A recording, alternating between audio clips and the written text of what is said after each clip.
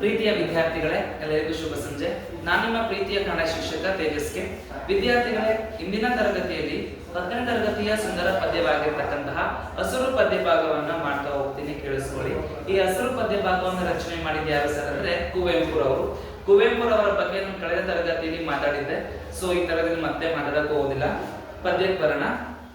ನವರಾತ್ರಿಯ ನವಧಾತ್ರಿಯ ಈ ಶ್ಯಾಮಲ ವನದಿಯಲ್ಲಿ ಹಸುರಾಗದೋ ಕವಿಯ ಆತ್ಮರಸಪಾನ ಸ್ನಾನದಲ್ಲಿ ಹಸುರಾಗಸ ಹಸುರು ಮುಗಿಲು ಹಸುರು ಗದ್ದೆಯ ಬಯಲು ಹಸುರಿನ ಮಲೆ ಹಸುರು ಕಣಿವೆ ಹಸುರು ಸಂಜಿ ಬಿಸಿಲು ಅಶ್ವೀಜದ ಶಾಲಿಮನದ ಗಿಳಿಯದೆ ಬಣ್ಣವ ನೋಟ ಅದರೆಡೆಯಲ್ಲಿ ಬನದಂಚಲಿ ಕೆನೆ ಒತ್ತಡಕೆಯ ತೋಟ ಅದು ಹುಲ್ಲಿನ ಮಕ ಮಲ್ಲಿನ ಹೊಸ ಪಚ್ಚಿಯ ಜಮಕಾನೆ ಪಸರಿಸಿತಿರೆ ಮೈ ಮುಚ್ಚಿರೆ ಬೇರೆ ಬಣ್ಣವನ್ನೇ ಕಾಣೆ ಹೊಸ ಹೂವಿನ ಕಂಪು ಹಸುರು ಎಲರಿನ ತಂಪು ಹಸುರು ಹಕ್ಕಿಯ ಕೊರಳಿಂಪು ಹಸುರು ಹಸುರು ಹಸುರೊಳಿಯೇ ಉಸಿರು ಹಸುರತ್ತಲ್ ಹಸುರೆತ್ತಲ್ ಹಸುರೆತ್ತಲ್ ಕಡಲಿನಲ್ಲಿ ಹಸುಗಟ್ಟಿತೋ ಕವಿ ಆತ್ಮ ಹಸುರೆತ್ತಲ್ ಒಡಲಿನಲ್ಲಿ. ವಿದ್ಯಾರ್ಥಿಗಳೇ, ಈ ಒಂದು ಪದ್ಯ ಭಾಗ ಸುಂದರವಾಗಿರ್ತಕ್ಕಂಥ ಪದ್ಯ ಭಾಗ.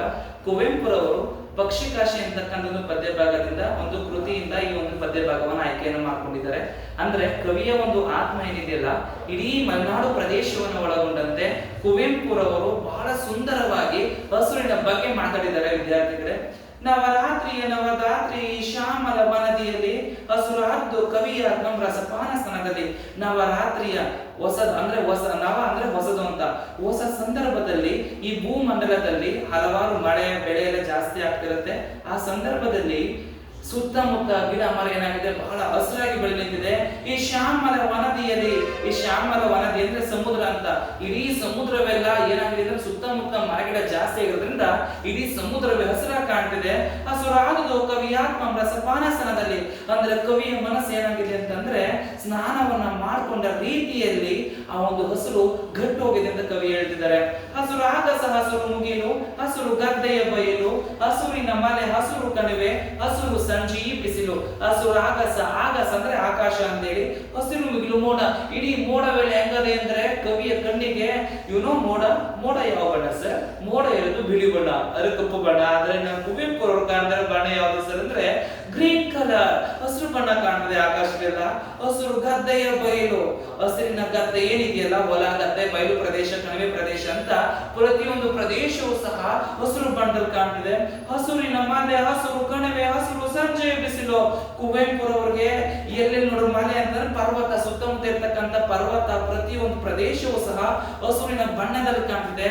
ಜೊತೆಯಲ್ಲಿ ಆ ಬಿಸಿಲು ಸೂರ ಏನಾಗ್ತಿದೆಪ್ಪ ಅಂದ್ರೆ ಕವಿಯ ಕಣ್ಣಿಗೆ ಬಿಸಿಲು ಸಹ ಹಸಿರು ಬಣ್ಣದಲ್ಲಿ ಕಾಣ್ತಿದೆ. ಅಶ್ವೀಜ ಶಾಲಿವನದ ಗಿಳಿಯನೆ ಬಣ್ಣವ ನೋಟ ಅದರೆಡೆಯಲ್ಲಿ ಬನದಂಚಲಿ ಕೊನೆ ಒತ್ತಡಕೆಯ ತೋಟ. ಅಶ್ವೀಜ ಶಾಲಿವನದ 7ನೇ ಮಾಸ, ಅಶ್ವೀಜ ಅಂದ್ರೆ 7ನೇ ಮಾಸ ಅಂತ. ಆ ಸಂದರ್ಭದಲ್ಲಿ ಶಾಲಿವನ ಅಂದ್ರೆ ಭತ್ತದ ಗದ್ದೆ.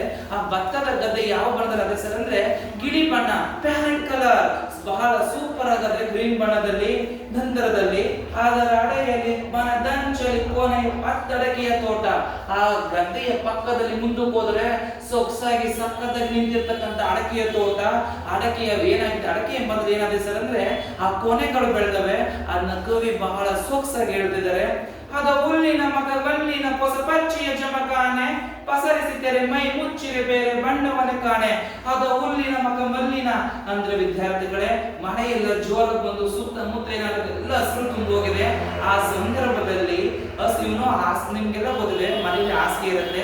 ಹಾಸಿಗೆ ಎಷ್ಟು ಸ್ಮೂತ್ ಆಗಿ ನೈಸ್ ಆಗಿರುತ್ತೋ ಅದೇ ರೀತಿಯಲ್ಲಿ ಆ ಸುತ್ತಮುತ್ತ ಎಲ್ಲ ಪ್ರದೇಶವು ಗ್ರೀನ್ ಆಗಿ ಆ ನೆಲದ ಮೇಲೆ ಏನಾಗಿದೆ ಅಂದ್ರೆ ಹುಲ್ಲೆಲ್ಲ ಬೆಳ್ಕೊಂಡಿದೆ. ಹೊಸ ಬಚ್ಚೆಯ ಜಮಕಾನೆ, ಆ ಹುಲ್ಲು ಯಾವ ತರ ಇದೆ ಸರ್ ಅಂದ್ರೆ ಒಳ್ಳೆ ಜಮಕಾನೆ ರೀತಿಯಲ್ಲಿದೆ. ಪಸರಿಸಿ ತಿರೆ ಮೈ ಮುಚ್ಚಿರೆ ಬೇರೆ ಬಣ್ಣವನ್ನೇ ಕಾಣೆ. ತಿರೆ ಅಂದ್ರೆ ಭೂಮಿ ಅಂತ.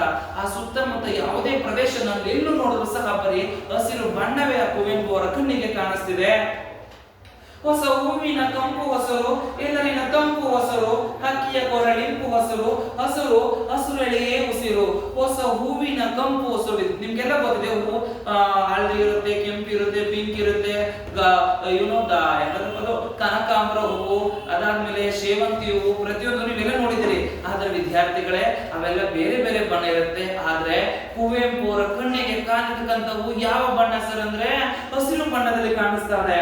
ಹಕ್ಕಿಯ ಕೊರಳಿಂಪು ಹಸುರು ಹಸುರು ಹಸುರೊಳಗೆ ಉಸಿರು. ಹಕ್ಕಿಯ ಕೊರಳಿಂಪು, ಹಕ್ಕಿಗಳು ಕೂಗಿದಾಗ ಎಷ್ಟು ಗಾನ ಮಧುರವಾಗಿ ಬೆಳೆಯುತ್ತೆ. ಆದ್ರೆ ಹಕ್ಕಿಗಳು ಕೂತ್ರೋದಿಲ್ಲಿ ಸರ್ ಮರದ ಮೇಲೆ. ಮರ ಯಾವ ಬಣ್ಣದಲ್ಲಿದೆ? ಹಸಿರು ಬಣ್ಣದಲ್ಲಿದೆ. ಅದರಿಂದ ಹಕ್ಕಿಯು ಸಹ ಕುವೆಂಪು ಅವರ ಕಣ್ಣಿಗೆ ಗ್ರೀನ್ ಬಣ್ಣದಲ್ಲಿ, ಹಸಿರು ಬಣ್ಣದಲ್ಲಿ ಕಾಣಿಸ್ತಾ ಇದೆ. ಹಸುರತ್ತಲ ಸುರಿತ್ತಲ ಸುರೆತ್ತಲ ಕಡಲಿನಲ್ಲಿ ಹಸುರು ಗಟ್ಟಿದು ಕವಿಯಾತ್ಮ ಹಸುನೆತ್ತರ್ ಒಡಲಿನಲ್ಲಿ. ವಿದ್ಯಾರ್ಥಿಗಳೇ ಅರ್ಥ ಮಾಡ್ಕೋಬೇಕು. ಕವಿ ಹೇಳ್ತಿದ್ದಾರೆ ಹಸುರತ್ತಲ ಸುರಿತ್ತಲ ಸುರೆತ್ತಲ್. ಅಲ್ಲಿ ನೋಡುವ ಹಸುರು, ಇಲ್ಲಿ ನೋಡುವ ಹಸುರು, ಎಲ್ಲಿ ಸುತ್ತಮುತ್ತ ಯಾವುದೇ ಪ್ರದೇಶದಲ್ಲಿ ನೋಡಿದ್ರು ಸಹ ಕವಿ ಕಣಿಗೆ ಹಸಿರು ಬಣ್ಣ ಕಾಣಿಸ್ತಿದೆ. ಹಸುರೆತ್ತಲ್ ಕಡಲಿನಲ್ಲಿ, ಕಡಲ ಸಮುದ್ರ ಇಡೀ ಸುತ್ತಮುತ್ತ ಹಸಿರು ಆವರಣ ತುಂಬಿಕೊಂಡಿದೆ. ಮಧ್ಯ ಭಾಗದಲ್ಲಿ ಸಮುದ್ರ ಹೋದ್ರೂ ಸಹ ಕವಿಯ ಕಣ್ಣಿಗದು ಯಾವ ರೀತಿ ಕಾಣ್ತಿದೆ ಅಂದ್ರೆ ಹಸಿರು ಬಣ್ಣದಲ್ಲಿ ಕಾಣ್ತಿದೆ. ಹಸುರು ಗಟ್ಟಿದು ಕವಿಯ ಆತ್ಮ ಹಸುರು ನೆತ್ತರ್ ಒಡಲಿನಲ್ಲಿ. ಅವರ ಮನಸ್ಸಿದೆಯಲ್ಲ, ಆ ಮನಸ್ಸನ್ನುವಂಥದ್ದು ಹಸಿರು ತುಂಬ್ಕೋಬಿಟ್ಟಿದೆ. ಹಸುರು ನೆತ್ತರ್ ಅವರ ದೇಹದಲ್ಲಿ, ಅವರ ಶರೀರದಲ್ಲಿ ಇರ್ತಕ್ಕಂತಹ ರಕ್ತ ಯಾವ ಬಣ್ಣ ಆಗೋಗಿದೆ ಸರ್ ಅಂತಂದ್ರೆ ಹಸಿರಲ್ಲಿ ಇದ್ದು ಇದ್ದು ಇದು ಕವಿ ಹಸಿರನ್ನ ಪ್ರೀತಿಸಿ ಅವರ ರಕ್ತವೂ ಸಹ ಏನಾಗಿದೆ ಸರ್ ಅಂದ್ರೆ ಹಸಿರು ಬಣ್ಣದಲ್ಲಿ ತುಂಬಿಕೊಂಡಿದೆ ಅಂತ ಇಲ್ಲಿ ಕವಿ ಹೇಳ್ತಿದ್ದಾರೆ. ವಿದ್ಯಾರ್ಥಿಗಳೇ ಅರ್ಥ ಆಯ್ತು ಎಂದು ಭಾವಿಸ್ತೀನಿ. ಸುಂದರವಾಗಿರ್ತಕ್ಕಂಥ ಪದ್ಯ ಭಾಗ ಬಹಳ ಸೊಗಸಾಗಿ ಕವಿ ಕುವೆಂಪು ರಚನೆ ಮಾಡಿದ್ದಾರೆ. ಮುಂದಿನ ತರಗತಿಯಲ್ಲಿ ಭೇಟಿಯಾಗೋಣ. ಧನ್ಯವಾದಗಳು.